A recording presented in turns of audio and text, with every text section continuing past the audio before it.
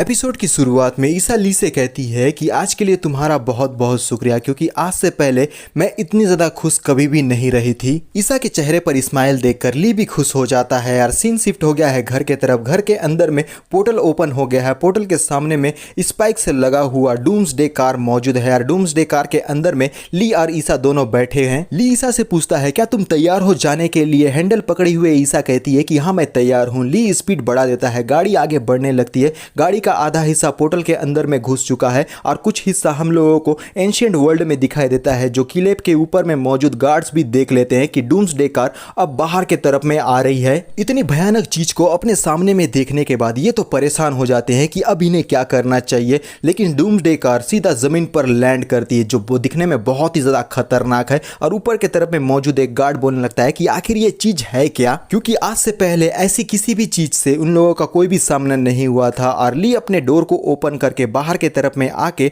उस portal device को दोबारा से छोटा कर लेता है और बॉल में कन्वर्ट करने के बाद ऊपर के तरफ में जैसे ही देखता है ये सारे गार्ड्स छुप जाते हैं, क्योंकि ये अजीबोगरीब सी चीज इन लोगों के लिए अनएक्सपेक्टेड रही है। और ली दोबारा से कार के अंदर में बैठकर गाड़ी को भगाना शुरू कर देता है और ऊपर में छिपे हुए ये गार्ड्स काफी घबराने लगते हैं। और साइड की तरफ से एक गार्ड घबरा कर प्रेयर करते हुए बोलता है कि अंडरवर्ल्ड के गॉड प्लीज, मैं हेल में नहीं जाना चाहता। मैं आगे से एक अच्छा पर्सन बन के दिखाऊंगा, तो प्लीज आप मुझे अपने साथ में मत ले जाइए। और मेयर के दूसरी तरफ वाला गार्ड कहने लगता है ईसा सचमुच में रीइंकार्नेट होकर एक वेलकरी के तौर पर इस वर्ल्ड में आई थी और हम लोगों ने उसके साथ में बहुत गलत किया है। मेयर चिल्लाते हुए बोलता है कि तुम जल्दी से खड़े होकर देखो कि वहां पर क्या चल रहा है। और ये गार्ड घबराते हुए बोलता है क्या मुझे ही देखना पड़ेगा, कोई और भी तो देख सकता है। मेयर उससे डांटते हुए कहता है कि बकवास की बातें करना बंद करो, अगर जैसा मैंने कहा तुम नहीं करते हो तो मैं तुम्हें बोटी बोटी में काट डालूंगा। बेचारा गार्ड कांपते घबराते हुए अपने सर को ऊपर की तरफ में उठाकर सामने देखता है और बोलता है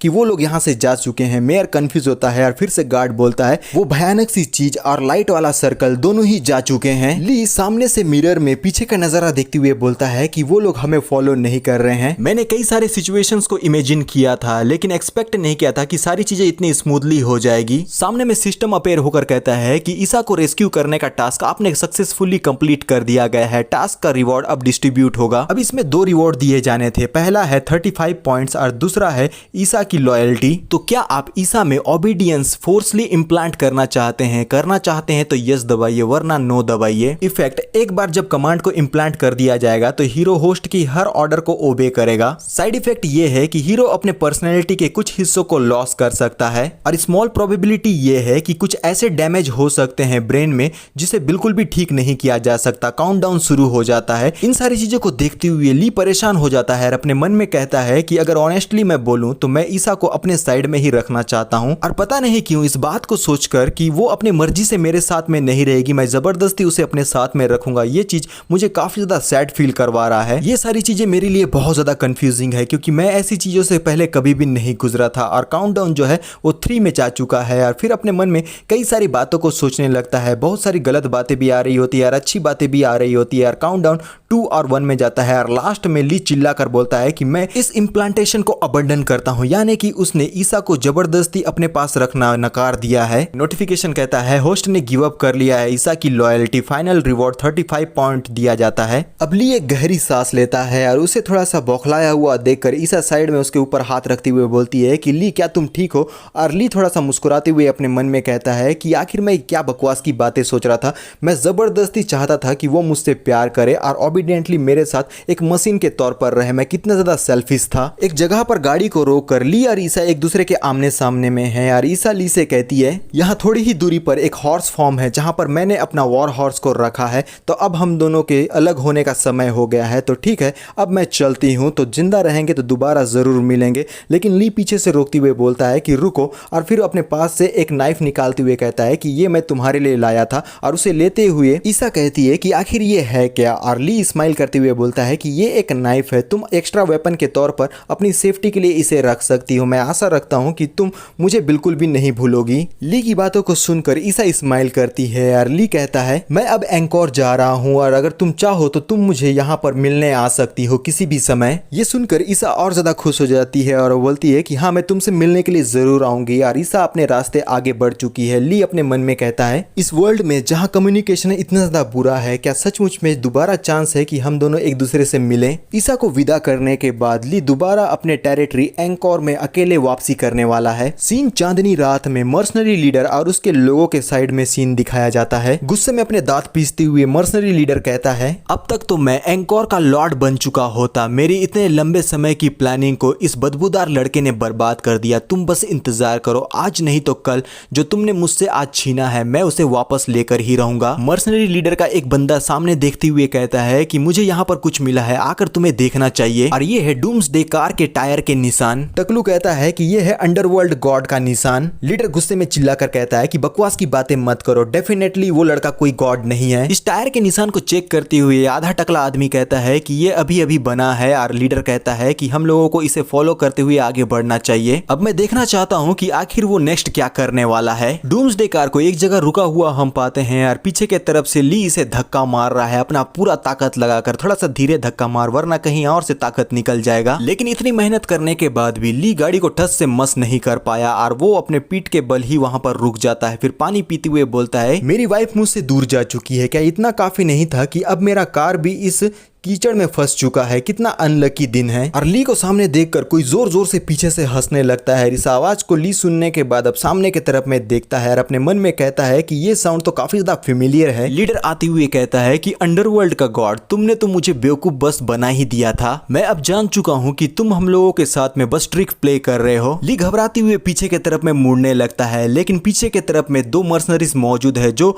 एक डरावने लुक के साथ ली को देख रहे हैं। इसे कहते हैं आसमान से गिरना और खजूर में लटकना। लीडर आते हुए कहता है, क्या तुम अब भागने की कोशिश कर रहे हो, लेकिन बड़े दुर्भाग्य की बात है कि तुम आज कहीं पर भी नहीं भाग पाओगे। लेकिन ली सीधा मुड़ता है और गाड़ी का डोर ओपन करके उसके अंदर में घुस जाता है। आधा टकला आदमी बोलता है कि वो अंदर जा चुका है। लीडर बोलता है कि उसे मार मार के बाहर निकालो, उसका गाड़ी कीचड़ में फंस चुका है, वो हमारे लिए कोई बड़ा थ्रेट नहीं है। तो अब हम लोगों के पास में राइट मूवमेंट है इसके ऊपर में अटैक करने के लिए। सारे मर्सनरीज जो जो वेपन उनके हाथों में होता है उसके थ्रू वो अपने डूम्सडे कार के ऊपर में अटैक करने लगते हैं। इस वजह से ली थोड़ा सा पैनिक कर जाता है। लीडर के पीछे वाला बंदा कहता है कि ये आयरन व्हीकल है जो बहुत ज्यादा हार्ड है, और लीडर बोलता है कि इसमें आग लगा दो। और पता नहीं कैसे इन लोगों ने गाड़ी के ऊपर में आग लगा दिया है, जिसे देखकर ली पैनिक करते हुए बोलता है कि सारी चीजें तो ट्रैक पर थी, आखिर चीजें इतनी ज्यादा बिगड़ कैसे गई। देरी ना करते हुए अपने पोर्टल डिवाइस को ओपन करते हुए ली कहता है, पहले तो ईसा जा चुकी है और उसके जाने के बाद एक गलत चीजें मेरे ऊपर में आती जा रही है जो बिल्कुल भी ठीक नहीं है। अब मुझे बुजदिलों की तरह यहाँ पर से भागना ही होगा क्योंकि मेरे पास कोई दूसरा रास्ता नहीं है। अब मैं नहीं जानता कि नेक्स्ट टाइम मैं कब यहाँ पर आऊंगा, मुझे बस थोड़ा सा इंतजार करना होगा, बोलकर अपने आधे बॉडी को पोर्टल के अंदर में डाल देता है। फिर हम लोगों को थोड़ी ही दूरी पर एक घोड़ा तेजी से इसी ओर आता हुआ दिखाई देता है, और ये है ईसा जो अपने हाथों पर स्वाड लिए हुए आग जल रहे डूम्सडे कार के तरफ और इन मर्सनरी के तरफ आगे बढ़ रही है। मर्सनरी के पास पहुंचकर सबसे पहले तो एक मर्सनरी का गला काटती है और दूसरे मर्सनरी के स्वाड के साथ उसके चेस्ट के ऊपर में अटैक करती है। इसके साथ दो मर्सनरीज का ईसा ने खात्मा कर दिया है। लेकिन वो इतने में ही नहीं रुकती, उसके सामने में एक और मर्सनरी है जिससे घोड़ा टकराता है और घोड़े का जो पैर है इसी मर्सनरी के छाती पर पड़ता है और उसके मुंह से बहुत ज्यादा खून निकलता है। बाहर की तरफ से ईसा अपने घोड़े को संभालते हुए चिल्लाकर बोलती है कि ली आखिर तुम कहां हो, और ईसा की आवाज को सुनकर ली बोलता है, क्या ये ईसा है जो वापस आ गई। अब दो मर्सनरीज ईसा के ऊपर में अटैक करने के लिए अपने स्पेयर के साथ आगे बढ़ने लगते हैं। ईसा अपने घोड़े से नीचे उतर जाती है और ये चिल्लाते हुए ईसा के ऊपर में अटैक करने के लिए आगे बढ़ते हैं, लेकिन ये कहां ईसा का सामना कर पाएंगे। हमारी वेलकरी तो 2 स्लैश से ही इन दोनों का खात्मा कर देती है और बहुत बुरी तरीके से इन दोनों मर्सनरी का खात्मा हो चुका है। और अपने स्वाड को दोबारा मैदान में डालकर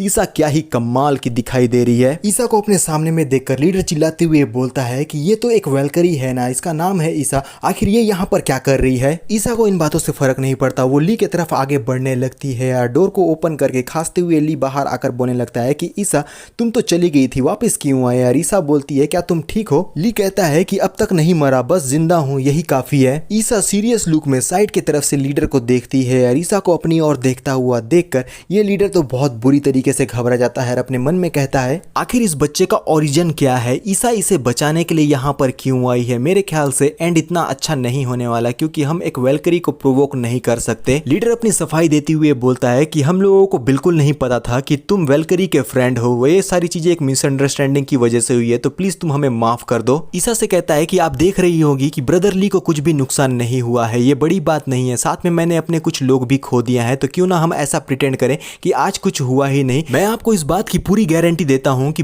भविष्य में ऐसा कुछ भी नहीं होने वाला, तो हमें इस चीज को भुला देना चाहिए। लीडर की इन बातों से ईसा को फर्क नहीं पड़ता, वो पैनी निगाह से लीडर को देखती है यार। ऐसी निगाहों को देखते हुए लीडर तो बहुत बुरी तरीके से पसीने में भीग जाता है। अब सीन कुछ समय बाद का दिखाया जाता है जहां पर ईसा ने इन सारे मर्सनरीज को पेड़ों पर बांध दिया है जंगल के बीचों बीच। लीडर रोते हुए मदद की गुहार लगाते हुए बोलता है कि प्लीज आकर कोई हमारी मदद करो, लेकिन जंगल में इतना ज्यादा अंधेरा है रात के समय में कि जंगली जानवरों ने इन्हें चारों तरफ से घेर लिया है। और एक बंदा इशारा करते हुए बोलता है कि लीडर साइड के तरफ में देखो, वहां पर कुछ है। बाबू कुछ नहीं है, बहुत कुछ है यार। यहाँ पर भेड़ियों ने अब इन ह्यूमंस को देख लिया है और वो लार टपकाती हुए आगे की तरफ में गुर्राते हुए बढ़ने लगते हैं यार। लीडर इसे देखते हुए कहता है कि अब हम लोग पूरी तरीके से खत्म हो गए हैं यार। सीन दोबारा से ईसा और ली के तरफ दिखाया जाता है। ली ईसा से पूछता है कि तुमने मुझे अभी भी नहीं बताया कि आखिर तुम वापस क्यों आई। क्या तुम मुझे मिस कर रही थी कि मुझसे जुदाई तुम्हें बर्दाश्त नहीं हुई और तुम मेरे पास भागी दौड़ी चली आई। ली के द्वारा दिए गए नाइफ को दिखाते हुए ईसा कहने लगती है कि मैं इसे तुम्हें वापस करने के लिए आई थी। इस बात से ली का दिल टूट जाता है, उसके चेहरे पर मायूसी आ जाती है। ईसा कहती है कि मैं देख पा रही हूँ कि ये एक प्राइसलेस नाइफ है, लेकिन साथ ही ये एक्सपेंसिव भी है, इसलिए मैं इसे नहीं ले सकती। ली अपने मन में कहता है कि इसको तो मैंने कुछ डॉलर से स्टोर से खरीदा था, आखिर ये कोई ट्रेजर कैसे हो सकता है। अच्छा, इसका फोर्जिंग टेक्नोलॉजी मॉडर्न जमाने का है, जिस वजह से ईसा को ये प्राइसलेस और एक्सपेंसिव लग रहा है। इसमें कोई सरप्राइजिंग वाली बात नहीं है कि मॉडर्न टेक्नोलॉजी से बनाया गया ये नाइफ जो कुछ डॉलर्स में हम लोगों को मिलता है, ईसा की नजर में ये एक्सपेंसिव है। ईसा से कहता है कि मैं इस गिफ्ट को वापस नहीं ले सकता। ईसा कहती है कि फिर भी मैं इसे अपने पास नहीं रख सकती। और ली कहने लगता है कि हम लोगों को क्या कहा जाता है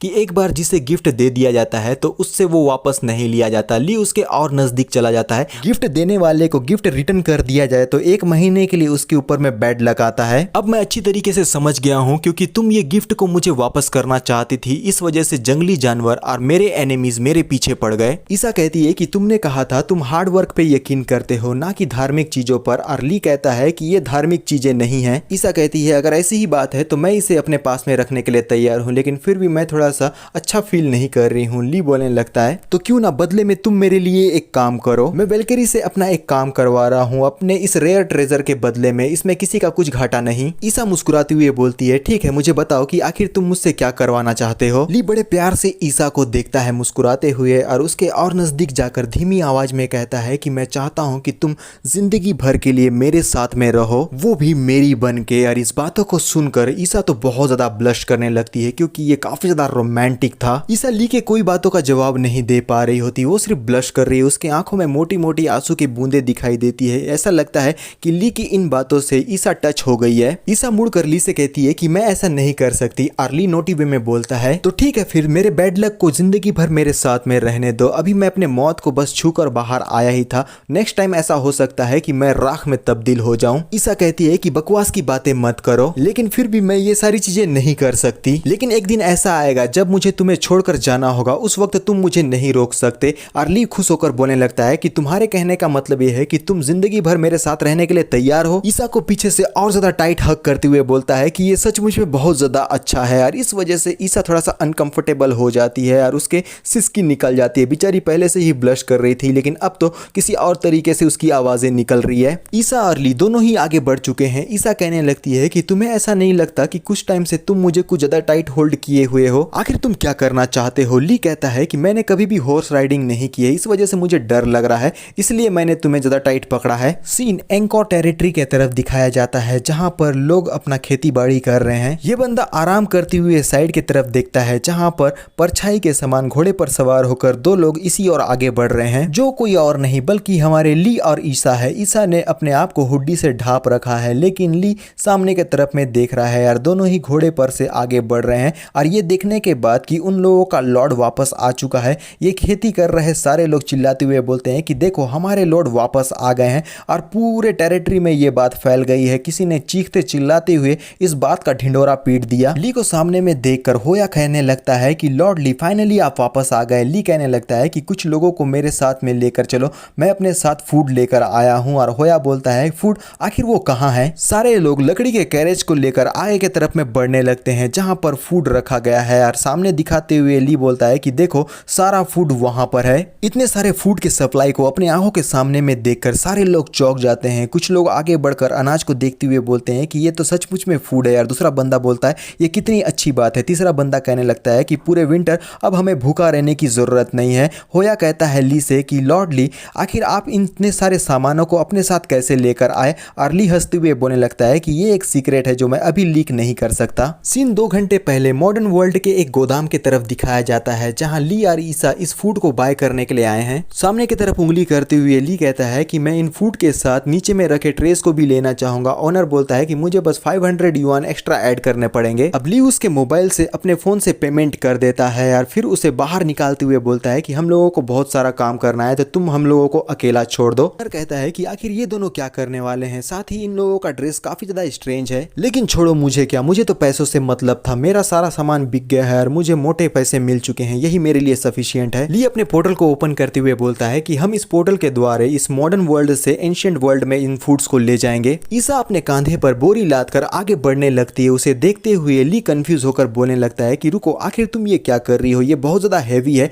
तुम अगर बार बार इन लोगों को लाना ले जाना करोगी तो तुम्हारे हाथ और कंधे पूरी तरीके से दुखने लगेंगे। ईसा बोलने लगती है कि ये अपने आप तो मूव नहीं करने वाले। ली स्माइल करते हुए बोलता है यहाँ कुछ है जिसकी मदद से हम इन सारी चीजों को एंशिएंट वर्ल्ड में ले जा पाएंगे। ली सामान उठाने वाला हाइड्रोलिक व्हीकल की मदद से इन सारे बोरों को अब उठाकर अब एंशिएंट वर्ल्ड में डालने लगता है। इस व्हीकल की मदद से ईसा को कोई भी मेहनत करने की जरूरत नहीं है यार। सीन कुछ समय बाद का दिखाया जाता है जहां पर गोदाम पूरी तरीके से साफ कर दिया गया है। बेचारा ओनर पूरा कंफ्यूज हो जाता है कि आखिर इतना सारा जो सप्लाईज था वो पल भर में यहाँ से गायब हो गया है। ईसा मुस्कुराती हुए कहती है मुझे अपने पसीने का एक कतरा भी नहीं बहाना पड़ा, ना ही मैंने एक्सपेक्ट किया था कि ये सारी चीजों को ले जाना इतना ईजी होगा। ली भी मुस्कुराते हुए बोलता है कि तुमने बिल्कुल सही कहा, ये है साइंस और टेक्नोलॉजी का कमाल। दोबारा हम अपने एंशिएंट टाइमलाइन में आ चुके हैं। ली कहता है कि जल्दी करो और इन सारे फूड्स को लोड करके टेरिटरी में ले चलो। ली मन में बताता है कि ईसा के मिस्टीरियस ड्रेसअप को देखकर भी होया ने मुझसे ज्यादा सवाल नहीं पूछे। एंक और आर्टूरिस बहुत ज्यादा नजदीक है। जब तक मैं अपने स्ट्रेंथ को पा नहीं लेता तब तक मुझे ईसा की आइडेंटिटी को छुपा कर ही रखना होगा। टेरिटरी के अंदर में कुछ फार्मर्स नए हाउस को बिल्ड कर रहे हैं जहां पर फैमिली के द्वारा लाए गए सप्लाईज को स्टोर करके रखा जाएगा।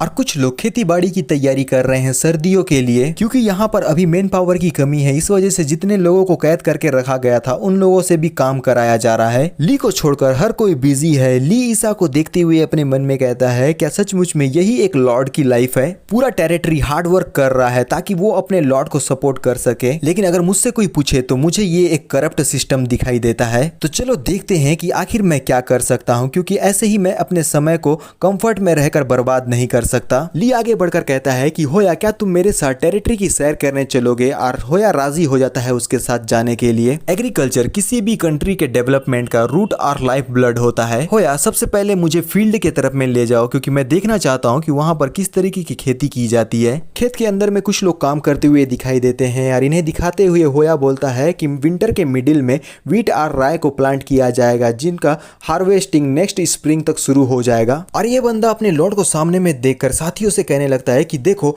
हमारे लॉर्ड यहाँ आ चुके हैं, तो जितना ज्यादा हार्ड वर्क कर सकते हो उन्हें हार्ड वर्क करके दिखाओ, क्योंकि हम यहाँ लेजी बिहेव नहीं कर सकते। और सारे लोग पागलों की तरह जोर लगा के हैसा पूरा दम लगाकर यहाँ खेती बाड़ी करने लगते हैं यार। ली ने देखते हुए अपने मन में बोलता है कि ये सारे लोगों को लगता है कि मैं अंडरवर्ल्ड का गॉड हूँ, इस वजह से ये लोग इतना ज्यादा मेहनत कर रहे हैं। ली एक जमीन की तरफ दिखाते हुए होया से बोलता है कि आखिर इस लैंड के ऊपर में कोई फार्मिंग क्यों नहीं कर रहा। होया बोलता है ये एक फैलो लैंड है। फैलो लैंड का मतलब है कि यहाँ पर ऑलरेडी व्हीट को उगाया गया था कुछ समय पहले ही, जिस वजह से इसे रेस्ट करने के लिए यहाँ रखा गया है। अगर बिना रेस्ट दिए इसके ऊपर में दोबारा से कुछ फसल उगा दिया जाए तो इसकी उपजाऊ क्षमता खत्म हो जाएगी, जो जमीन के लिए बिल्कुल भी ठीक नहीं है और ना ही कोई फसल इसमें उग पाएगा। तो चलो खेती बाड़ी के नॉलेज की बात करते हैं। यहाँ पर जमीन को 2 हिस्सों में बांटा गया है। पहले जमीन के हिस्से में ये लोग फसल उपजाकर उसे काट लेते हैं, फिर उसे रेस्ट करने के लिए छोड़ देते हैं और जितने भी इनके मवेशी होते हैं वो उस जगह पर चर सकते हैं, पॉटी कर सकते हैं, बाकी अपना जो भी काम है वो कर सकते हैं, जिससे जमीन की उपजाऊ क्षमता बढ़ जाएगी। तब तक के लिए ये लोग अपनी दूसरी जमीन के ऊपर में फसल उपजाएंगे और फिर जैसे ही वहां पर भी फसल उग जाएगा, वहां पर की कटाई होने के बाद ये लोग दोबारा से अपने फर्स्ट जमीन पर चले जाएंगे ताकि दूसरे जमीन के हिस्से को भी उपजाऊ होने के लिए समय मिल पाए। इसे एग्रीकल्चर का 2 जोनल सिस्टम कहते हैं। होया कहता है कि इस बार व्हीट का प्रोडक्शन डिक्रीज हो चुका है, जिस वजह से हमारे प्रीवियस लॉर्ड काफी ज्यादा परेशान थे। ली कहता है कि तुम्हारे इस प्रॉब्लम को मैं सॉल्व कर सकता हूँ और होया चौंक कर बोलता है क्या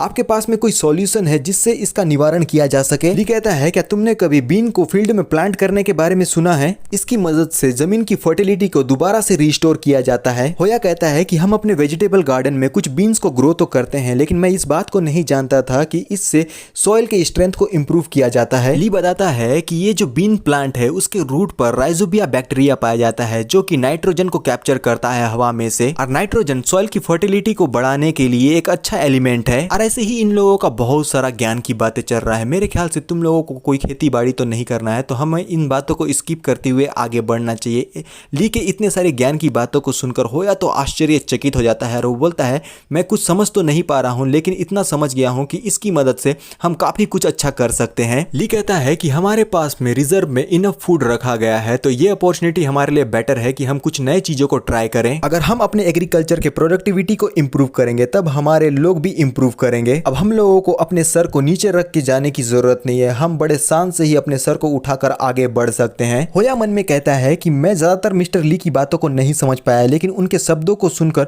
मेरे अंदर पता नहीं एक गर्म खून सा दौड़ गया है और आशा की एक किरण मुझे दिखाई दे रही है। ली बताने लगता है कि नाइट्रोजन, फास्फोरस और पोटेशियम ये सारे जमीन के फर्टिलाइजर का काम करते हैं। अंडे के छिलके और हड्डी से हमें फास्फोरस मिलेगा और प्लांट के एसेस से पोटेशियम। फर्टिलाइजर बनाने का सारा कार्यभार मैं तुम्हारे ऊपर में छोड़ता हूँ। होया बोलता है कि मैं सारी चीजों को समझ गया। तभी ली के सामने में एक सिस्टम अपेयर होता है। अगर आप अपनी टेरिटरी में एग्रीकल्चर टेक्नोलॉजी को इंप्रूव कर लेते हैं तो इसके लिए आपको 30 पॉइंट रिवॉर्ड के तौर पर दी जाएगी। ली एक टक नोटिफिकेशन को देखते हुए बोलता है कि ये तो सचमुच में काम कर गया। टेरिटरी को बिल्ड करके मैं अपने पॉइंट इंक्रीज कर सकता हूँ। ये अपने लाइफ और डेथ मिशन से ज्यादा बेटर है। किसी ने बिल्कुल सही कहा था, नॉलेज पावर है और वो पावर आज मुझे अपने आंखों के सामने साफ साफ दिख रहा है। ली हंसते हुए कहता है कि हम अपने 2 प्लांट सिस्टम को इंप्रूव कर सकते हैं। होया और कंफ्यूज हो जाता है। ली ने अब फार्मिंग को 3 लैंड में डिवाइड करने का सोच लिया है और कुछ कुछ प्लान की बातें वो होया को बताने लगता है जो हम लोगों के लिए जानना बिल्कुल भी जरूरी नहीं है। ली के प्लान को सुनने के बाद होया तो खुश हो जाता है। वो बोलता है कि अब मैं सारी चीजों को अच्छी तरीके से समझने लगा हूं, जैसा आपने कहा है हम इसी तरीके से अब प्रोसेस करेंगे। ली के सामने में दोबारा नोटिफिकेशन आ जाता है। उसे पढ़ने के बाद ली खुश होकर बोलता है कि दोबारा से ये ऐड हो गया। होया कहता है कि जैसा आपने मुझे करने के लिए कहा है अगर हम वैसा करते हैं तो ये साल हमारे लिए काफी व्यस्त होने वाला है। अब ली भी थोड़ा सोच में पड़ जाता है और सामने की तरफ में देखता है जहां पर ये सारे लोग मिलकर खेती बाड़ी कर रहे हैं और फिर ली को कुछ आइडिया आता है और वो बोलता है क्या हमारे पास में कुछ ब्लैक स्मिथ और कारपेंटर्स हैं। होया बताता है कि हमारी टेरिटरी में कोई भी ब्लैक स्मिथ नहीं है। अगर हमें आयरन के किसी चीज की जरूरत पड़ती है तो हम अपने पास के टाउन पे जाते हैं। और रही बात कारपेंटर की तो वो हमारे टेरिटरी में कुछ ऐसे लोग हैं जो बहुत अच्छी तरीके से अपने काम को करते हैं, तो आपकी अगर इजाजत हो तो मैं उन्हें बुला कर लाता हूँ। ली मुस्कुराकर बोलता है कि मैं आयरन पार्ट ढूंढने की कोशिश करता हूँ। मुझे लगता है कि डिसरप्टिव टूल हम लोगों के लिए एक ग्रेट हेल्प साबित हो सकता है। होया खुश होकर बोलने लगता है कि उस ट्रेजर को देखने के लिए मैं और ज्यादा इंतजार नहीं कर पा रहा हूँ। मैं जल्दी से जाकर उन लोगों को लेकर आता हूँ। मैं इससे पहले इतना ज्यादा कभी भी मोटिवेट नहीं हुआ था। तभी किसी के जोर से चीखने की आवाज आती है। इस आवाज ने ली और होया के ध्यान को अपनी ओर अट्रैक्ट कर लिया है और सामने की तरफ में कोई बंदा है जो किसी सिविलियंस के सामान को छीन रहा है। और होया बताता है कि ये है हॉर्स थीफ। चोर औरत के सारे अनाज के बोरे को लूटने लगता है और औरत बोलने लगती है कि प्लीज इसे मुझे वापस दे दो, हमारी फैमिली का ये राशन है, तुम ऐसे ही इसे नहीं ले जा सकते। लेकिन ये आदमी अपने स्वॉर्ड से उस लेडी के ऊपर में अटैक करके उसे इंजर्ड करते हुए बोलने लगता है तो जा नरक में जाकर इस राशन को ले लेना। ये लेडी दर्द में बहुत जोर से चीखती है और दूसरे तरफ में हमें एक लड़की दिखाई देती है जो अपना विसल बजाती है। सारे चोर अब एक जगह इकट्ठे होने लगे हैं और ये विसल था घोड़ों को बुलाने के लिए। घोड़े तबड़क तबड़क करके तेजी की रफ्तार से इन चोरों के तरफ में आगे बढ़ने लगते हैं और ये लड़की उस घोड़े पर सवार हो जाती है और उसकी नजर ली और होया के तरफ में पड़ती है और होया बताता है कि ये एक चोर घुड़सवार है जो बीच बीच में आकर यहाँ आम सिविलियंस को लूटते जाते हैं। ये चोरनी तो बहुत ज्यादा खूबसूरत है और उसका साथी पीछे से चिल्लाकर बोलने लगता है कि आखिर तुम वहां पर क्या कर रही हो, जल्दी यहाँ पर से निकलो। और ये चोरनी एक टक हमारे ली को ही देखे जा रही है। मेरे ख्याल से बहुत जल्द ये चोरनी हमारे ली की 3rd वाइफ बन जाएगी। देखो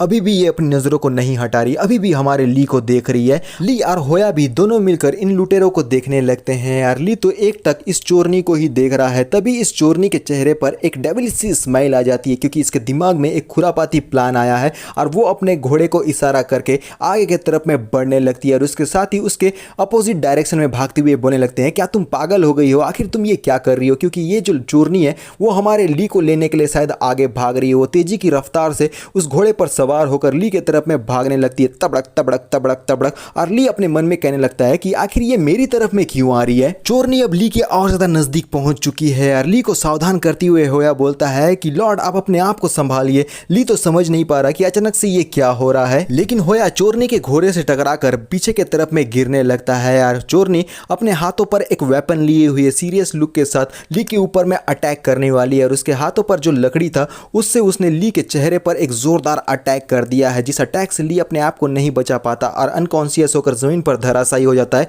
और ये चोरनी हमारे ली को पकड़कर अपने घोड़े पर चढ़ा लेती है। चोरनी ली को किडनैप करके अपने बाकी साथियों के पास में पहुंच जाती है। उसका चोर साथी बोलता है कि जल्दी चलो, आखिर तुम इस आदमी को अपने साथ में क्यों लेकर आई हो। ली पूरी तरीके से लहूलुहान है, लेकिन अपनी आंखों को थोड़ा सा खोलकर वो अपने टेरिटरी के तरफ में देखता है, जहां पर उसे घोड़े पर सवार एक परछाई दिखाई देती है जो है हमारे ईसा की। वो अपने हाथों पर स्पेयर लेकर घोड़े पर सवार होकर ली को बचाने के लिए आगे की तरफ में बढ़ने के लिए पूरी तरीके से तैयार है। ईसा एम करती है इन चोरों की तरफ और बिना देरी के स्पेयर को बहुत ही तेजी से ताकत लगाकर फेंक देती है यार। ये स्पेयर हवा में उड़ते उड़ते एक चोर के निशाने पर आ चुका है यार। ये चोर इस अटैक से बिल्कुल भी अपने आप को नहीं बचा पाएगा। स्पेयर जाता है सीधा उसके छाती पर लगता है। इसी के साथ इस चोर का खात्मा यहाँ हो गया है। अपने साथी चोर को इतनी बुरी तरीके से इंजर्ड देखने के बाद ये चोरनी तो बहुत ज्यादा शॉक हो जाती है। अपने साथी को जमीन पर गिरा हुआ देखकर चोर कहने लगता है क्या किसी पर्सन में इतना पावर है कि इतने डिस्टेंस से मारने के बावजूद भी उसका अटैक लग जाए। ईसा अपने घोड़े को इशारा कर देती है और घोड़ा हिनहिनाते हुए तेजी की रफ्तार से आगे बढ़ने लगता है और उसके स्पीड को देखते हुए चोर बोलता है कि उसका स्पीड और ये वॉर हॉर्स दोनों मजाक नहीं है, वो बहुत जल्द हम लोगों को पकड़ लेंगे। चोर पीछे रुकते हुए चोरनी से कहता है कि तुम आगे बढ़ो, मैं इसे यहाँ पर रोकता हूँ। और चोरनी तेजी से अपने घोड़े पर सवार होकर लिन को किडनैप करके आगे की तरफ में बढ़ चुकी है। चोर अपने स्वाड को निकाल लेता है। ईसा तेजी से अपने वेपन को लिए हुए इस चोर का सामना करने के लिए आगे बढ़ रही है। चोर चिल्लाते हुए अपने वेपन को तैयार कर लेता है अटैक करने के लिए और ईसा इसे ऐसे देख रही हो जैसे कि इस बंदे से ईसा को बिल्कुल भी फर्क नहीं पड़ता और एक ही स्लैश के साथ इस चोर का सर को धड़ से अलग कर दिया है ईसा ने यार। इसका सर हवा में उड़ने लगता है। ये एक 18+ कंटेंट है जिस वजह से तुम लोगों को कुछ भी दिखाई नहीं देगा, लेकिन ये चोर बहुत जोर से दर्द में चीखता है। ये चोर का धड़ तो अभी भी उसके घोड़े पर सवार है, लेकिन धीरे धीरे करके फिसलने लगता है और अपने साथी चोर का इतना बुरा हाल देखकर चोरनी तो परेशान हो जाती है और ईसा अभी भी इस चोरनी का पीछा कर रही है। चोरनी अपने घोड़े से बोलती है कि जल्दी चलो यहाँ से। चोरनी समझ गई है कि स्पीड में ईसा का कोई भी मुकाबला नहीं किया जा सकता है, इसलिए वो चलते घोड़े से ली को लेकर अब जमीन की तरफ में छलांग लगा देती है, लेकिन उसका पैर ट्विस्ट होने की वजह से दोनों ही जमीन पर गिरकर लुढ़कने लगते हैं यार। चोरनी थोड़ा सा दर्द में चीखती है और ली को अपने हाथों पर लिए हुए पानी के रास्ते से ये चोरनी अब आगे की तरफ में बढ़ने लगती है और एक पेड़ के पीछे में जाकर छुप जाती है। ली के गर्दन पर उसने तलवार को टिका दिया है और साथ ही उसके मुंह को भी बंद कर लेती है और हमारी ईसा जो है वो हमारे ली को ढूंढने लगती है कि आखिर ली कहाँ चला गया, लेकिन तभी ये पेड़ के साइड में नहीं देखती कि यहाँ पर उस चोरनी ने ली को किडनैप करके रखा हुआ है और ईसा तेजी से आगे की तरफ में ली को ढूंढने के लिए बढ़ जाती है। ली अपने बचाने वाली ईसा को साइड से ज्यादा हुआ देखता है और बेचारा कुछ भी नहीं बोल पाता। फिर वो साइड से इस चोरनी को भी देखता है जो बहुत ज्यादा घबराई हुई है, उसका पूरा बॉडी कांप रहा है और ली के माथे पर हम लोगों को एक फोड़ा भी दिखाई देता है जो कि इस लेडी के उसे लकड़ी से मारने की वजह से बना है। सीन रात के टाइम का दिखाया जाता है जहां इस चोरनी ने आग जलाया हुआ है और कपड़े के पीछे में जाकर वो अपने भीगे हुए कपड़ों को बदलने लगती है, लेकिन ये दिख बहुत ही कमाल की और सेक्सी और हॉट रही है। मेरा तो ध्यान इससे बिल्कुल भी नहीं हट रहा। इस चोरनी ने ली के हाथों को पेड़ से बांधकर रखा हुआ है और वो पर्दे के पीछे से अपने कपड़ों को उतार रही है और ली ये पर्दे के पीछे से देख रहा है। चोरनी अपने सारे कपड़े उतारने के बाद अपने बालों को पोंछने लगती है, साथ ही अपने बॉडी को भी, क्योंकि वो पूरी तरीके से भीग चुकी थी और पीछे के तरफ से ली चिल्लाकर बोलने लगता है कि मैं जानता हूँ कि ये सारी चीजें तुम लोग अपने फूड के लिए करते हो, तो मैं तुम लोगों को पैसे और फूड दोनों ही देने के लिए तैयार हूँ अगर तुम मुझे यहाँ पर से जाने देती हो तो। लेकिन चोरनी की तरफ से कोई भी रिस्पॉन्स नहीं मिलता और ली अपने मन में कहने लगता है कि उसने मेरी सारी बातों को इग्नोर कर लिया, आखिर ये क्या प्लान कर रही है। अब ली के सामने में नया मिशन आ चुका है जिसका डिस्क्रिप्शन इस प्रकार से है। ये सारे थीफ्स मिलकर इस टेरिटरी के ऊपर में काफी ज्यादा अत्याचार करते हैं, लोगों को लूटते हैं, उन्हें जान से मारते हैं। तो तुम्हारा टास्क ये है कि इन सारे घुड़सवार चोरों को एलिमिनेट करना है। रिवॉर्ड एवोल्यूशन कंट्रोलर और दूसरा है 35 पॉइंट्स मिलेगा। मिशन का टाइम लिमिट है 1 वीक का, पेनल्टी लगा तो रिवॉर्ड इनवैलिड होगा और मिशन काउंटडाउन शुरू हो चुका है, जिसे देखते हुए ली अपने मन में कहता है कि फाइनली मिशन फेल होने पर मुझे जान से मारने की इस बार इसने धमकी नहीं दी है। और दूसरी बात, आखिर ये एवोल्यूशनरी कंट्रोलर क्या है? वैसे भी शुरुआत के मुकाबले में मेरी हालत अब इतनी बुरी नहीं है, क्योंकि मेरे साथ में अब ईसा है यार, साथ में मेरे टेरिटरी के लोग हैं जो इस टास्क को कंप्लीट करने में मेरी मदद करेंगे। ये मेरे लिए आसान हो सकता है। तो सबसे पहले मेरा काम ये है कि मुझे यहाँ पर से निकलने का कोई रास्ता ढूंढना होगा। वो जमीन पर कुछ टटोलने लगता है और उसे एक नुकीलेदार पत्थर मिल जाता है और उस पत्थर की मदद से वो रस्सी को काटते हुए अपने मन में बोलता है कि आखिर इस रस्सी को काटने में मुझे और कितना समय लगेगा, अगर ऐसे ही चलता रहा तो वो मेरे सामने में आ जाएगी। ली अपने रस्सी को काटने में इतना ज्यादा व्यस्त हो गया है कि वो सामने देखता ही नहीं। फिर हम लोगों को एक खूबसूरत पैर दिखाई देता है जो ली के सामने में आ चुका है और इतने खूबसूरत पैर को देखने के बाद ली का ध्यान आखिर उस पर कैसे नहीं जाएगा। वो सामने की तरफ में देखता है जहां पर लंबे लंबे गोरे गोरे पानी में भीगे हुए सेक्सी से टांग दिखाई देते हैं। ली घबराते हुए ऊपर की तरफ में देखने ही वाला था, लेकिन ये चोरनी अपने पैर को ली के सर के ऊपर में रख के उसे जमीन से टिका देती है। बहुत ही ज्यादा ह्यूमिलिएटिंग है। ये चोरनी बिना कपड़ों के ली के सामने में आ चुकी है यार। पत्तों के सहारे ही इसका बदन ढका हुआ है, वरना सारी चीजें तो ली के सामने में एक्सपोज हो चुकी है, हमारे सामने में नहीं हुई। बस यही दिक्कत की बात है। वो मुस्कुराते हुए ली से बोलती है कि आखिर तुम क्या देख रहे हो छिछोरे लड़के। ली स्ट्रगल करते हुए बोलता है तो तुम बात कर सकती हो तो आखिर गूंगे होने का दिखावा क्यों कर रही थी, और अपने बदबूदार पैरों को मेरे सर से दूर करो क्योंकि मुझे तुम्हारी चीजों को देखने में बिल्कुल भी इंटरेस्ट नहीं है। चोरनी कहती है कि तुम्हारी जबान कुछ ज्यादा ही लंबी है, कोई बात नहीं, यहाँ मेरे पास ऐसे कई रास्ते हैं जहाँ पर भविष्य में मैं तुम्हें सॉफ्ट बना दूंगी। इस बात को तुम लोग जान लो कि ये चोरनी पूरे एपिसोड में अब बिना कपड़ों के रहने वाली है। चोरनी अपने स्वार्ड को ली के पीठ पर टिकाते हुए बोलती है कि चलो मुझे बहुत ज्यादा भूख लग रही है, पीछे मुड़ने की अगर तुमने कोशिश की ना उसी वक्त मैं तुम्हारी आंखों में इस स्वार्ड को घुसा लूंगी। ली तो इतना ज्यादा फ्रस्ट्रेटेड हो जाता है कि वो उसको अगर मौका मिला तो वो इस चोरनी का गला घोट कर ही इसे मार देगा। तो सबसे पहले ये चोरनी हमारे ली से फिशिंग करवाती है, उसके बाद कुछ बेरीज तुड़वाती है, लेकिन ये सारी चीजों को करने के बावजूद भी ज्यादा कुछ हासिल नहीं होता और जो भी सामान या फिर खाने का चीज मिला था वो सारा का सारा ये लड़की ही खा रही है। ली बोलने लगता है कि तुमने सारा का सारा खुद ही खा लिया, क्या तुम मुझे यहाँ पर अपना स्लेव बनाकर लाई हो। ली की नजर सामने की तरफ पड़ती है जहाँ पर एक रैबिट बैठा हुआ है और उसे देखते हुए ली बोलता है कि देखो वहां पर एक रैबिट है तो तुम बिल्कुल भी हल्ला मत करो अगर तुम मीट खाना चाहती हो तो। ली अब धीरे धीरे करके उस रैबिट के तरफ आगे बढ़ने लगता है उसे पकड़ने के लिए, और फिर जैसे ही तिरछी नजर से वो इस चोरनी को देखता है, मौका मिलते ही वो अपना रस्सी उसके हाथों से छुड़ाकर अब ली तेजी की रफ्तार से यहाँ पर से भागने लगता है यार। चोरनी के हाथों पर जो भी खाने का फ्रूट्स था वो सारा का सारा अब जमीन पर गिरने वाला है। चोरनी तो चौंक जाती है और ली कहने लगता है कि हम अब दोबारा वापस कभी नहीं मिलने वाले, और पीछे की तरफ से चोरनी चिल्लाती हुए बोलती है कि बास्टर्ड तूने यहाँ पर मुझे ट्रिक किया है, मैं तुझे बिल्कुल भी नहीं छोड़ूंगी। बेचारा रैबिट का जान तो ऐसे ही बच गया, वो जंगल झाड़ियों के बीच में घुस गया है और चोरनी अभी भी अपने स्वार्ड के बल पर लिन को पकड़ने के लिए उसका पीछा करते हुए बोलने लगती है कि आज मैं तेरी जान लेकर ही रहूंगी। और ली मुस्कुराते हुए बोलने लगता है माफी चाहता हूं लेकिन तुम मुझे कैच नहीं कर सकती, जब तक तुम्हारे चेस्ट पर वो भारी भारी से सामान रखे हुए हैं तो जल्दी से उन्हें कट कर लो,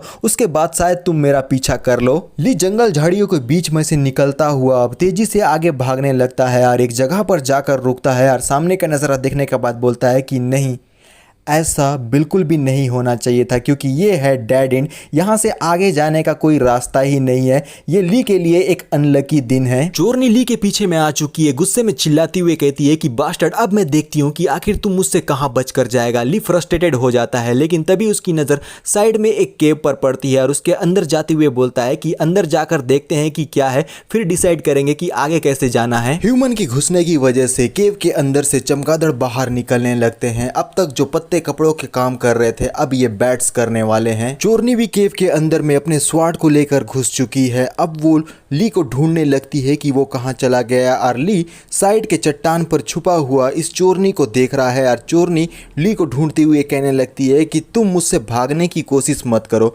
अगर एक बार मैंने तुम्हें पकड़ लिया ना फिर सोच लो कि तुम्हारे साथ में क्या होगा। ली सोचने लगता है कि अब उसे क्या करना चाहिए। झुककर वो एक पत्थर को उठाकर साइड के तरफ में फेंक देता है और उसके आवाज की वजह से ये चोरनी अब उस पत्थर के तरफ जाते हुए बोलने लगती है कि तुम मुझसे छुपने की कोशिश कर रहे हो तो ये नामुमकिन है यार। ली उसे आगे बढ़ते हुए देखता है। चोरनी आगे की तरफ में बढ़ते हुए बोलती है कि वो यहाँ पे नहीं है यार। ली मौका देखकर भागते हुए अपने मन में कहता है ये चोरनी तो एक नंबर की गधी है जो मेरे सिंपल से ट्रैप में फंस गई, लेकिन गलती से एक कमजोर पत्थर के ऊपर ली अपना पैर रख देता है और ये पत्थर ब्रेक होने की वजह से अब ली भी इस खाई में गिरने वाला है और वो चिल्लाते हुए नीचे की तरफ में गिरता है। इस आवाज को ये ये चोरनी ऊपर से सुन लेती है। कहती है कि आखिर तुम मुझसे कहां भागने की कोशिश कर रही हो, और तेजी से उस ओर भागती है। लेकिन पत्थर इतना कमजोर रहता है कि इसका वेट भी नहीं संभाल पाता और हर जगह पर से टूटने लगता है। साथ में चोरनी भी अब ली के पीछे पीछे गिरने लगी है। सारे कमजोर पत्थर अब जमीन पर गिरने लगते हैं। साथ में ये चोरनी भी अब नीचे गिर चुकी है, लेकिन किसी तरह अपने आप को संभाल कर ये उठने लगती है। लेकिन इस बात को ये नोटिस करती है कि वो इस पोजीशन पे ली के ऊपर में गिरी है कि ली को बिना किसी मेहनत के स्वर्ग के दर्शन हो गए। और लड़की इस चीज को देखकर कि ली ने उसके सारे ट्रेजर को देख लिया है, वो गुस्से में ली को देखते हुए एक जोरदार किक लगाकर कहती है कि मेरे ख्याल से तुम मेरे ट्रेजर को देखने के बाद कुछ ज्यादा ही खुश लग रहे हो, तो तुम्हें इसका इनाम तो मिलना ही चाहिए। सीन चांदनी रात में केव के अंदर के गड्ढे का दिखाया जाता है, जहां चोरनी ली के ऊपर में चढ़कर इस गड्ढे को पार करने की कोशिश करते हुए कहती है ज्यादा मत हिलो, ये सारी की सारी तुम्हारी गलती है, क्योंकि तुम्हारी वजह से मैं भी अब यहाँ पर फंस गई। चोरनी का ट्रेजर देखते हुए ली के नाक से खून बहने लगता है और वो चोरनी से कहता है कि अगर तुमने मेरी टेरिटरी और मुझे हैरास नहीं किया होता तो ये सब कुछ होता ही नहीं। चोरनी पत्थरों का सहारा लेकर ऊपर चढ़ने की कोशिश करती है, लेकिन पैर फिसलने की वजह से अब वो सीधा ली के ऊपर गिरने वाली है। चोरनी को अपने ऊपर गिरता हुआ देखकर ली घबरा जाता है और चोरनी का पिछवाड़ा सीधा ली के मुंह पर आ चुका है। दोबारा ऊपर से नीचे गिरने की वजह से चोरनी को काफी ज्यादा दर्द होता है, लेकिन यहाँ ली के तो मजे ही मजे हैं, क्योंकि वो फ्री फंड में ही इतना ज्यादा एंटरटेनमेंट हासिल कर रहा है। साथ में चोरनी का ट्रेजर भी उसे फ्री में मिल रहा है। चोरनी परेशान होकर कहती है कि ये पत्थर बहुत ज्यादा कमजोर है, आखिर हम लोग यहाँ से बाहर कैसे निकलेंगे। ली अपने मन में कहता है कि मैंने इस केव के अंदर चारों तरफ देख लिया है, मुझे कोई भी बाहर जाने का रास्ता नहीं मिला। एंड में हम दोनों भूखे प्यासे इस जगह पर पड़े हुए हैं। चोरनी ली के नजदीक आने लगती है, जिसे देखकर ली कंफ्यूज होकर उससे पूछता है कि आखिर तुम्हें अब मुझसे क्या चाहिए। चोरनी कहती है कि मैं बहुत ज्यादा प्यासी हूँ। ली चिड़चिड़ाते हुए कहता है कि हम दोनों ने सभी जगह देखा था, यहाँ कहीं पर भी पानी नहीं है। चोरनी कहती है कि हाँ तुमने बिल्कुल सही कहा, यहाँ पर पानी नहीं है, लेकिन मैं तुम्हारा खून जरूर पी सकती हूँ। और अपने स्वाड को ली के तरफ बढ़ाती है और ली कंफ्यूज होकर बोलता है कि आखिर तुम ये क्या बकवास की बातें कर रही हो, तुम मेरा खून पीने के बारे में बात कर रही हो, ये कोई मजाक नहीं है। लेकिन चोरनी अपने स्वाड को ली के गले पर टिका देती है और वहां पर से एक इंजरी भी दे देती है और ब्लड वहां निकलने लगता है। और ली उसे रोकते हुए बोलता है कि रुको रुको रुको, मेरे पास में एक रास्ता है जहां पर खाना और पानी दोनों हम लोगों को मिल जाएगा। चोरनी अपने स्वाड को थोड़ा पीछे लेती हुए कहती है कि अगर तुम जल्दी नहीं मरना चाहते तो कम से कम अपने लिए एक अच्छा एक्सक्यूज तो ढूंढ लो। और ली घबराते हुए बोलने लगता है कि जो मैंने तुमसे कहा है वो बिल्कुल सच है, मेरे पास एक रास्ता है, अगर तुम मुझे जान से मार दोगी तो भूख प्यास से तुम खुद ही यहाँ पर मर जाओगी। चोरनी सोचने लगती है कि उसे क्या करना चाहिए, क्योंकि वो ली की बातों पर भरोसा भी नहीं कर सकती, क्योंकि अभी कुछ टाइम पहले ही ली ने उसे ट्रिक किया था। चोरनी कहती है कि जल्दी से मुझे वो रास्ता दिखाओ, अगर तुमने दोबारा मेरे साथ कोई ट्रिक प्ले करने की कोशिश की ना तो मैं तुम्हारे शरीर से तुम्हारी चमड़ी को अलग कर दूंगी, वो भी जिंदा। तो सोच लो कि ये कितना दर्दनाक हो सकता है। ली अपने मन में कहता है कि मेरे पास कोई दूसरा रास्ता नहीं है, इस चोरनी को अब मुझे रियल वर्ल्ड में लेकर जाना ही होगा अपने साथ। ली अपने पोर्टल बॉल के स्विच को ऑन कर देता है और पोर्टल ओपन हो जाता है दोनों के सामने। इस लाइट सर्कल को देखकर चोरनी तो कंफ्यूज हो जाती है, क्योंकि ये उसके लिए नया था। वो कुछ बोलने का ट्राई तो करती है, लेकिन उसके मुंह से कोई लफ्ज ही नहीं निकलता। लेकिन उस पोर्टल के अंदर जाते हुए ली उससे बोलता है कि अब तुम मुझे फॉलो करोगी भी या फिर वहीं पर रुकी रहोगी। सीन रियल वर्ल्ड के एक बाथरूम के तरफ में शिफ्ट हो गया है, जहां पर चोरनी और ली टेलीपोर्ट होकर आ चुके हैं। चोरनी बाहर आती हुए कहने लगती है कि आखिर ये कौन सी जगह है। ली उसके कोई भी सवाल का जवाब ना देकर सीधा आगे की तरफ बढ़ जाता है और जैसे ही ये दोनों उस बाथरूम से बाहर निकलते हैं, चोरनी सामने का नजारा देखने के बाद पूरी तरीके से शॉक हो जाती है, क्योंकि ली चोरनी को टेलीपोर्ट करके इस रेस्टोरेंट के अंदर में ला चुका है, जहां खाने के लिए बहुत सारा खाना और पीने के लिए अलग अलग प्रकार के ड्रिंक्स हैं। अपने सामने में इतना लजीज खाना और अलग अलग प्रकार के ड्रिंक्स को देखने के बाद पता नहीं इस चोरनी का क्या होगा। वो सामने देखते हुए बिना कपड़ों के कहने लगती है कि आखिर ये कौन सा वर्ल्ड है। ली फ्लैशबैक से याद करता है कि उसने ईसा से कहा था कि काम खत्म होने के बाद हम लोग उस रेस्टोरेंट में जाएंगे हॉट पॉट खाने के लिए, और इसी जगह से ली ईसा को टेलीपोर्ट करके वापस से एंशिएंट वर्ल्ड में लेकर गया था। टेबल के ऊपर में अलग अलग प्रकार के डिलीशियस खाने रखे गए हैं, जिसे देखने के बाद किसी का भी लार टपक जाए। ये बंदा जो किसी लड़की के साथ पे डेट पर आया है, वो खाना और ड्रिंक खा रहा है बड़े ही चाव से। उसे देखते हुए चोरनी के मुंह से लार टपकता है। वो अपने कदमों को नहीं रोक पाती और तेजी से उस टेबल की ओर आगे बढ़ती है। ड्रिंक कर रहे बंदे के हाथों से उसके ड्रिंक को छीन लेती है, जिसे देखकर ये दोनों ही चौंक जाते हैं। चोरनी अब अब ड्रिंक को गट गट गट गट गट गट करके पीने लगती है, जिसे देखते हुए ये बंदा का मुंह तो पूरी तरीके से बिगड़ जाता है क्योंकि इस चोरनी ने उसके ड्रिंक को चुरा लिया। और ड्रिंक खत्म करने के बाद अब चोरनी राहत की सांस लेती है। उसकी आंखों पर मोटी मोटी आंसू के बूंदे दिखती है क्योंकि अभी थोड़ी देर पहले वो भूख और प्यास से मरने वाली थी, लेकिन अब उसके सामने में लजीज खाना और पीने के लिए ड्रिंक्स रखे हुए हैं। फिर वो टेबल पर रखा जितना भी खाना है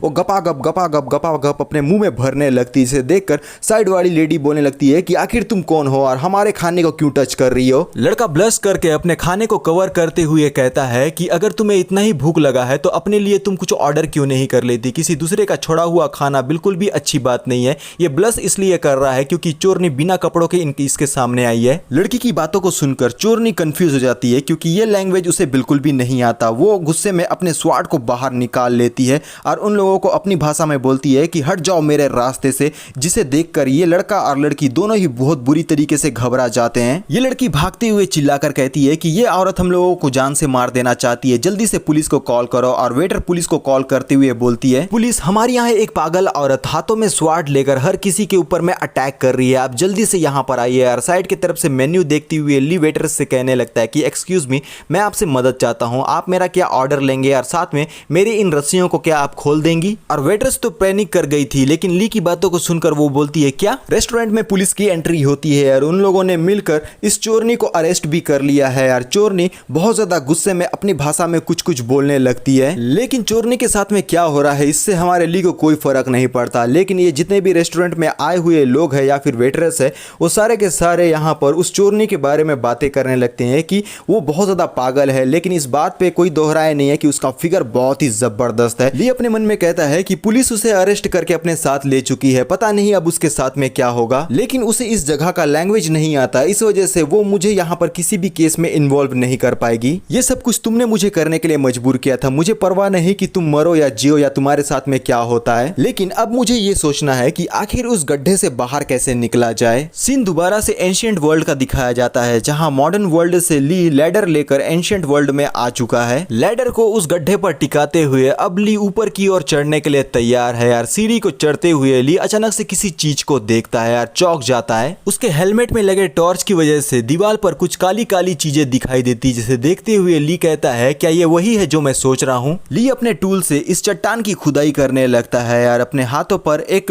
टुकड़ा लेकर कहता है ये तो मुझे कोल माइन लग रहा है, यानी कि इसके अंदर में बहुत भारी मात्रा में कोयला है। यार कोयला से क्या क्या किया जा सकता है तुम में से बहुत लोग अच्छी तरीके से जानते हैं। ली कोयले के टुकड़े को देखते हुए कहता है कि इस बार मेरे हाथों में जैकपॉट लग गया है, क्योंकि इसकी मदद से अपनी डायरेक्टरी को और भी बेहतर तरीके से डेवलप कर पाऊंगा। ली के सामने में सिस्टम अपेयर होते हुए कहता है कि बैंडिट्स को सरपेस करने का मिशन कंप्लीट हो गया है, रिवॉर्ड के तौर पर आपको 35 पॉइंट्स और एवोल्यूशन कंट्रोल एबिलिटी दिया जाता है। नोटिफिकेशन को देखने के बाद ली शॉक होकर बोलता है क्या मिशन कंप्लीट हो गया, लेकिन इस मिशन को कंप्लीट करने के लिए तो मुझे कुछ भी नहीं करना पड़ा। छोड़ो इन सारी बातों को, इनसे कोई फर्क नहीं पड़ता, मुझे तो अपने एवोल्यूशन कंट्रोलर से मतलब है। आखिर देखना है कि ये है क्या। लोडिंग कंप्लीट हो चुका है, 3 बटन दिखाए जाते हैं जो कि म्यूजिक प्लेयर में ज्यादातर देखा गया है और ऊपर में अर्थ का टाइम दिखाया जा रहा है। ली अपने सामने इंटरफेस को देखकर कंफ्यूज होकर बोलता है कि तुम लोगों को ये प्लेयर के समान नहीं दिख रहा, तो मुझे क्या ये कोई पिक्चर विक्चर दिखाना चाहता है, बोलकर प्ले का बटन दबा देता है। प्ले के बटन को प्रेस करने की वजह से एवोल्यूशन स्टार्ट हो चुका है, शायद यहाँ पर अपडेट चेंज होने वाला है। होने वाला क्या, ये तो सचमुच में यहाँ पर टाइम चेंज होता हुआ दिखाई दे रहा है, लेकिन ली को ये सब कुछ बिल्कुल भी समझ में नहीं आता। लेकिन टाइम और डेट अभी भी चेंज हो रहा है। ली इंटरफेस को देखते हुए कहता है क्या तुम मेरे साथ में कोई मजाक कर रहे हो, मैं इतनी देर से इंतजार कर रहा हूँ, यहाँ पर तो मुझे कुछ भी नहीं दिख रहा। ली के मन में बहुत ज्यादा खुजली है, इसलिए वो नेक्स्ट का बटन प्ले करते हुए बोलता है चलो इस बटन को दबाकर देखते हैं कि आखिर क्या होता है। लेकिन नेक्स्ट बटन को दबाने की वजह से अब दिन चेंज होने लगा है। अब ली पीछे से कंटिन्यूअसली नेक्स्ट का बटन को प्रेस करने लगता है और दिन कंटिन्यूअसली आगे की तरफ में भाग रहा है, जिस वजह से अब महीना भी चेंज हो चुका है यार। ये सारी चीजों को करने की वजह से ली के पसीने छूट जाते हैं यार। वो कहने लगता है कि अब मुझे यहीं पर रुक जाना चाहिए, क्योंकि मुझे कुछ अच्छा फील नहीं हो रहा, ऐसा लग रहा है कि कुछ बुरा हो सकता है। ली बौखलाते हुए पॉज का बटन दबाता है यार। तब तक का अर्थ का टाइम है 1 अगस्त 2021, लेकिन इन सब के बीच में अब अर्थ का टाइम हो चुका है 30 अगस्त 2021 7:13। सेकंड ली घबराते हुए कहता है कि अगर मैं सही हूँ तो क्या जो मैं सोच रहा हूँ ये वही है? एवोल्यूशन कंट्रोलर है क्या? तुम में से सबको समझ में आ गया होगा, लेकिन इसके आगे कुछ भी नहीं बताया गया है, तो इसलिए मैं एक्स्ट्रा अपने मन से कुछ भी नहीं बोलने वाला। अब ये फाइनल चैप्टर था, इसके आगे कोई भी चैप्टर अवेलेबल नहीं है। जब तक अवेलेबल नहीं होता तब तक के लिए इसके आगे कोई भी एपिसोड अपलोड नहीं होने वाला है। लेकिन जैसे ही चैप्टर अपलोड हो जाता है तो मैं उसके ऊपर वीडियो बनाकर तुम लोगों को दे दूंगा, और उम्मीद करता हूँ कि तुम लोगों को ये भी पार्ट पसंद आएगा। तो अभी के लिए बस इतना ही, मिलते हैं नेक्स्ट पार्ट में, तो बाय बाय।